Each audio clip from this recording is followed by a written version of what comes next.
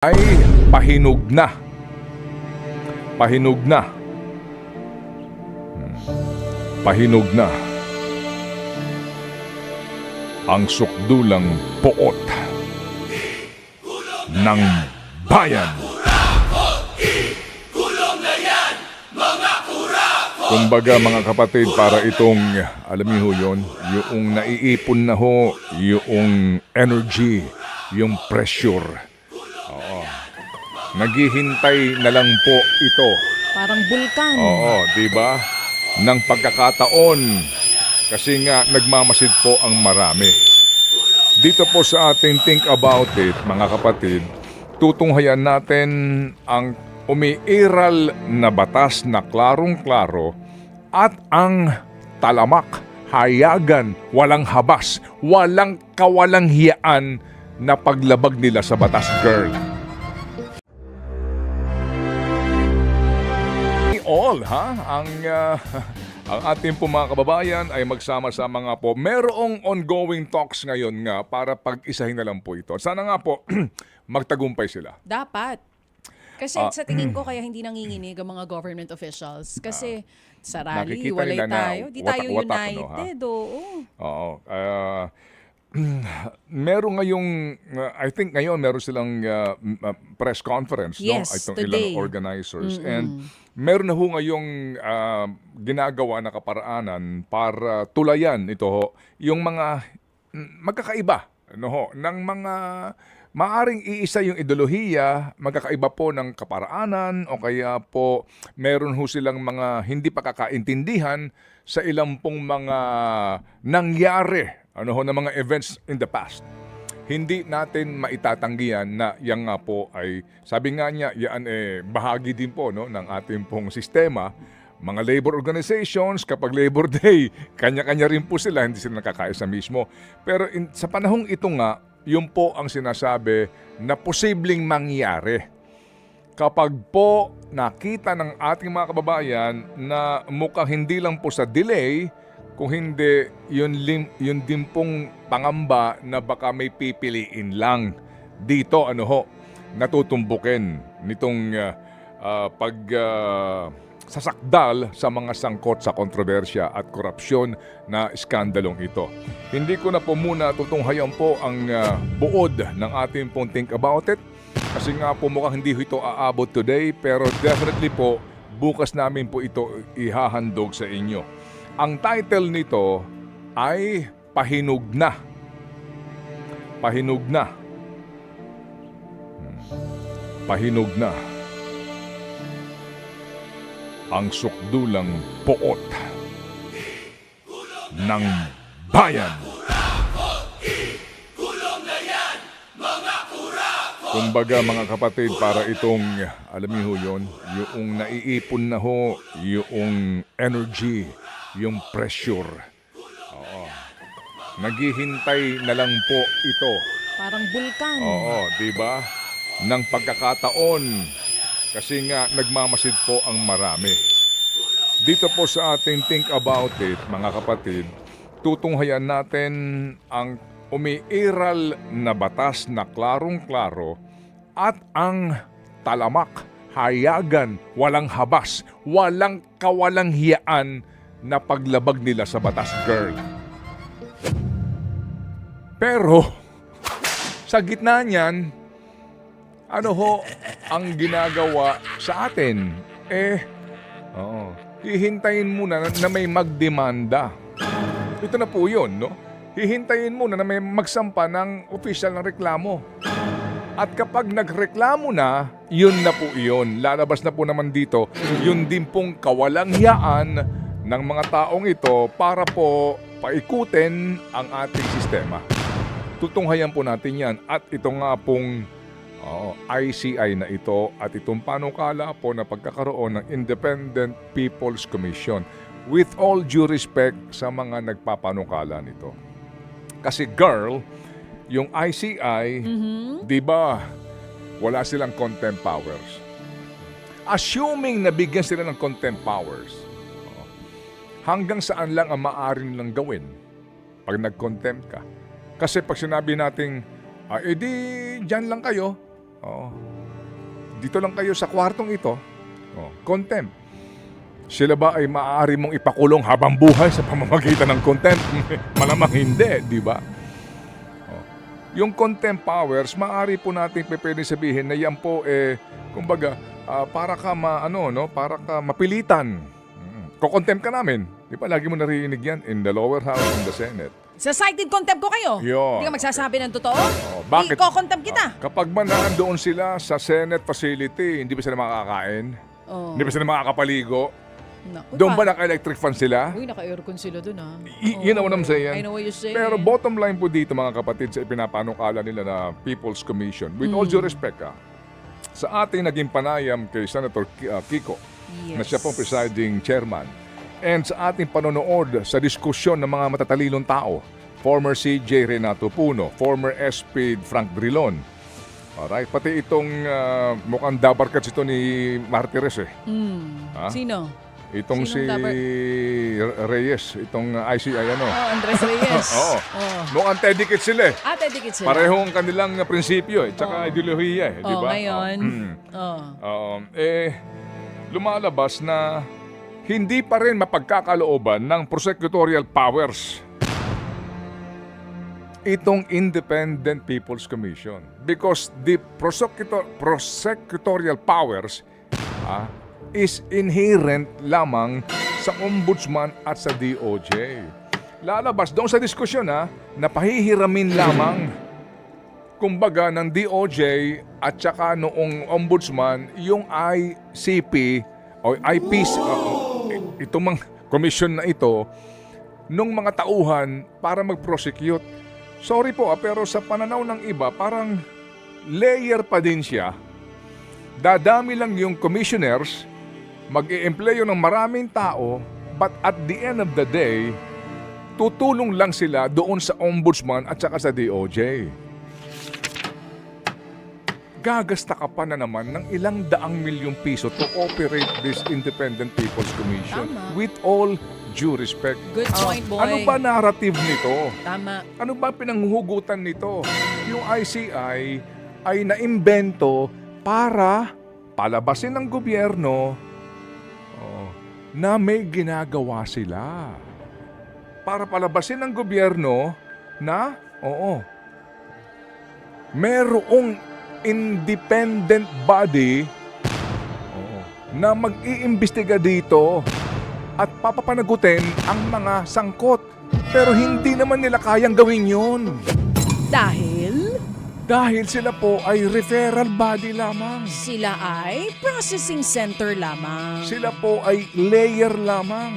So kumbaga, with all due respect, lalabas po dito, ito po ay improved layer lang. New and improved layer na mas mataas ang budget.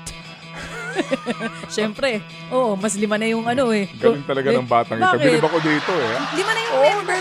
Lima na yung Galing mo, girl. Hindi, lima na kasi, di ba? Yung magiging sorry po, members ng komite. Sige, so, ngayon kasi tatlo lang Okay. Alam Eto, mo, ang ganda ng mga point mo, boy. Andiyan na yung ombudsman Ba't di na lang, di ba? Tama. Ba't di mo Tutukan ng ponduhan, maigi? bigyan ng lahat ng resources? Kailangan ba dagdagan ng tao doon? Magdagdag Okay, kasi- kayo doon. Or, that body na tututok sa ICI, it will be under ombudsman na lang. Ito ho, mga kapatid, is another experiment.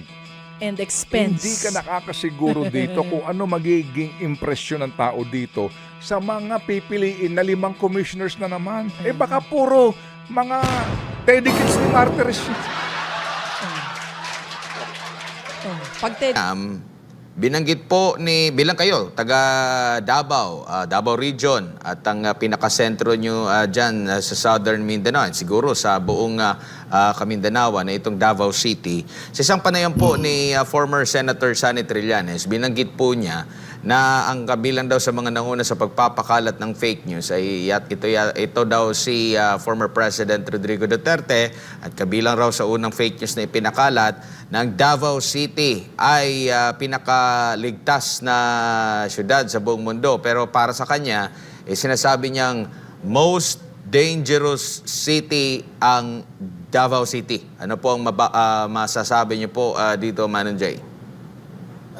Well, ang nagsabi na pinaka-safest ang Davao City ay mga travel agencies, mga survey group, no, mula sa iba't ibang bansa, no. It is an international study. So kung hindi naniniwala si Mr. Trillanes, palagay ko may dahilan siya, no. Number one, ano bang dahilan para sabihin ni Mr. Trillanes na dangerous ang Davao City? It is really dangerous for him. Dahil marami ang galit sa kanya, sa mga tao. Katunayan, pag pumupunta yan rito, from the airport, diretso na yan sa korte para mag-attend ng kaso niya, no, ng hearing. Kasi takot siya, sa Bisaya pa, hadlok na siya, magusian na sa bugan ba, kay dagkan na kayo naglagot, anan niya. Ngayon, katunayan, wala nang gustong pumatol dyan sa istorya. Dahil sabi na si Raulo lang yung makapagsasabing ganyan. Everybody, kahit na nga si Secretary Vince Dizon, yung tinanong ni Jessica So, sabi niya, bakit ako sa Davao? 7.4, 7.6 yung lindol, 6.9. Bakit nakatayo sila, maayos lahat yung mga gusali, tapos konti lang yung apektado? Ano bang sagot ni Vince Dizon? Siguro awa ng Diyos, no? Hindi awa ng Diyos yan. Awa ng mga tao dahil sumusunod sila sa batas. Nobody is bending the law in this part of the country, no? Kaya ngayon, kaya natutuwan tao ngayon. Okay lang kay Mr. Kung yun ang paniwala niya, we have to respect his opinion, no? Dahil personal opinion yan. Kung nagugulumihan siya at isip niya ay dangerous ang Davao City para sa kanya, still let it be. We cannot argue with that, no? Kasi personal niyang pananaw yun eh. Kahit na pananaw yan ng isang nasisiraan ng bait, wala tayong magagawa, no? Kasi pananaw niya yon. We have to respect even the opinion of the craziest man alive in this country or in this world. 2018, nang idineklara pala ng City Council, ng Konseho, diha sa Dakbayan sa Davao, itong si Trillanes na persona non grata. Dahil din Correct. sa kanyang naging pahayag na most dangerous city sa bansa ang Davao City. At inahalintulad din pala niya ito, yung mga Davaoenos din sa mga North Koreans. Ito'y batay dito sa masa-search pa rin kasi ito sa sa mismong government website, Philippine News Agency. Mga kabilang, sa Philippine News Agency, kabilang sa mga nakasaad dito na inihalintulad yung mga Davaoeno sa mga North Koreans na madali daw ma-brainwashed ni President Rodrigo Duterte. Ang sabi pa nga dito ni Vice Mayor then na si Vice Mayor Bernard Alag, hindi siya kailangan dito. Totoo naman. Kaya lang nagpupunta yan dito sa Davao para umaten ng hearing niya, no? At from the airport nga, dire-diretso na yan sa korte dahil siya mismo alam niya na anong tawag ito, mali siya, no? Pero sabi ko nga, kami sa Davao, ayaw na namin patulan yan dahil sa tingin namin, buwang lang magkahuna-hunaan ba? No? So, sabi ko nga, let's respect the opinion of a crazy man, no? Who thinks Davao is not safe. Kasi tingnan mo dito kung hindi safe. Diyan ba sa Luzon, meron ng nagtatanim ng grapes. Meron sa La Union, di ba? Pero maasim. No? Dito, pwede kang umikot dito, Admar. Meron dito pick and pay. Pag gusto mo ng fresh na ubas, pag gusto mo ng fresh na mansanas, hindi mo na kailangan mag-import o mag-smuggle ng prutas. Ganun lang kasimple. Ngayon, kung hindi safe ang Davao, ewan ko sa kanya. Problema niya yon kung hindi siya safe. Pero lahat ng pumunta rito, isa sinasabi, ma-artista, anong pangalan nito, ma-personality, ma-politician, ma-government officials, mga dayuhan. In fact, sa dayuhan na, kung di ako nagkakamali, out of the 3.9 tourist arrival, nakadalaw dito sa Davao, nasa 2.6 million. Kung hindi safe ang Davao, di pupunta rito yung 2.6 million na tourist. So sa tingin mo, Sir Jay, itong kaso ng isinampa niya laban kay Senator Bongo, hindi na uusad yan? Si Kwan naman mahilig siya. This guy must be fully funded now, ha? Kasi dati-dati nanahimik yan after the elections, di ba? Wala siyang pondo eh. O ngayon, fully funded siya. Kung ano-anong mga kabalbalang ginagawa niya, no? Sasampa raw ng kasong ganito, ng ganyan. Let him, no? Wala namang problema roon. Gusto di magsampa siya. O pagkatapos, siya rin, sasampahan din ang kaso, pasensya siya. O di managot din siya. O, ganun, sa talagang tingin niya, makaka-first base yung mga kaso niya, di tuloy niya. Pero ang nangyayari kasi puro puro press statement. Wala puro rehas. Ginawa na niya yan several years. Kasi simula nang pumunta yan sa Davao at naninikluhod kay former President Duterte na maging running mate kasi gusto niya tumakbong Vice President at tumakbo nga siya na hindi naman siya pinagbigyan. Parang tinaniman niya ng kawayan yung pangyayari yun na in-snub yung beauty ko mula ngayon kalaban ko na kayo. Parang ganun ang nangyari kay Mr. Trillanes. No?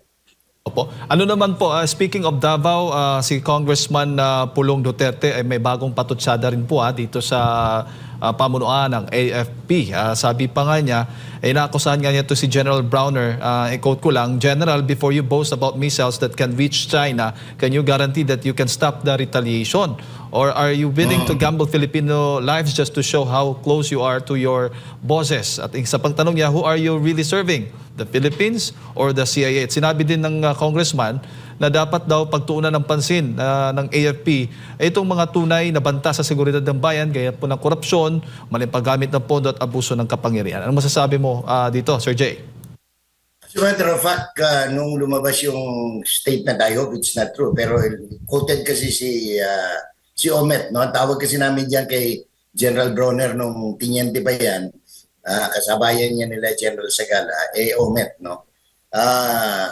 Ewan ko kung what triggers or what motivates him, no? Na ilabas yung storya na yung mga missile ay makakarating ng China because this doesn't speak well of the Philippines, no? As a member of the ASEAN and anong tawag nito, and enjoying a diplomatic relations with mainland China or the People's Republic of China. Unless, kasi pwede kasing pagkamali yan eh. Alam naman natin, even before those missile can reach China, dyan pa lang sa West Philippine Sea, ano na yan eh, may intercept na yan eh. So, anong pangalan nito? Nakakatakot yun sapagkat parang naghahamon tayo ng gyera na hindi naman natin kaya talaga. Pulbos ang abutin, naawa ako actually doon sa mga lugar who are hosting EDCA, especially Ilocos Norte na host ng Typhoon missiles na yan, no?